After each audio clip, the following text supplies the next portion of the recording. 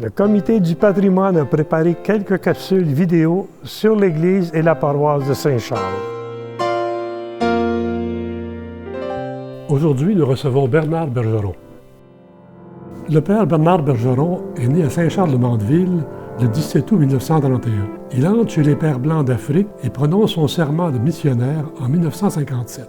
Il est ordonné prêtre en 1958 dans l'église de Saint-Charles-de-Mandeville. Par la suite, il est missionnaire en Tanzanie, et ce durant 43 ans. Il revient définitivement au Canada en 2002. De retour à Montréal, il occupe ensuite diverses fonctions dans la communauté avant de prendre sa retraite. J'ai été baptisé là, j'ai été confirmé, j'ai été ordonné prêtre là. À un moment donné, c'était la première ordination qui se faisait dans la paroisse de Saint-Charles à ce moment-là. La famille, c'était une famille profondément chrétienne. Alors, l'Église, la vie de l'Église, ça faisait partie de la vie ordinaire. Comme papa nous disait un jour, moi, il dit, j'ai jamais manqué la messe sans une raison valable. Alors, ça faisait partie de la vie, ça, l'Église. D'abord, c'était tradition. Nous étions 9 garçons et tous les garçons ont servi la messe. Alors quand un passait l'âge alors là c'est le suivant qui embarquait. Et puis comme ça, tous les garçons ont servi la messe durant le dimanche, parfois durant la semaine. Et à ce moment-là, on avait une cousine aux États-Unis qui donnait un suppli neuf à chaque garçon qui entrait en service pour servir à la messe. L'Église, c'était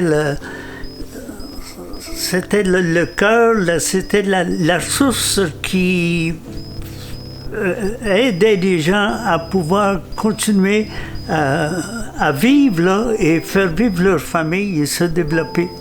C'était l'esprit qui animait des familles. Puis ensuite, à ce moment-là aussi, le curé faisait la visite de paroisse et visitait toutes les familles. Puis d'abord aussi, il allait pour inscrire les baptêmes, et puis ensuite inscrire les mariages, et puis avoir des documents de naissance. Aider les familles à se prendre en charge, à s'aider dans leur domaine, comme les infirmières, les servants de messe, alors la chorale, alors tout ça, c'était de la vie. Le message évangélique était là pour entretenir la vie ordinaire des gens. Les prêtres étaient là pour pousser l'éducation. Puis il visitait les classes aussi. Le presbytère faisait partie intégrante du noyau paroissial et logeait le bureau de la paroisse. C'est là qu'on pouvait rencontrer le curé, prendre un certificat de baptême ou de décès, régler sa dîme, demander conseil, etc. Rappelons que jusqu'en 1994, les registres paroissiaux sont également des registres d'état civil. Le curé était généralement assisté par un vicaire et les prêtres étaient facilement accessibles à la population. Les gens, les malades, allaient le voir au presbytère pour avoir des conseils, pour recevoir quelques médicaments. Ensuite, il y a eu des mouvements aussi.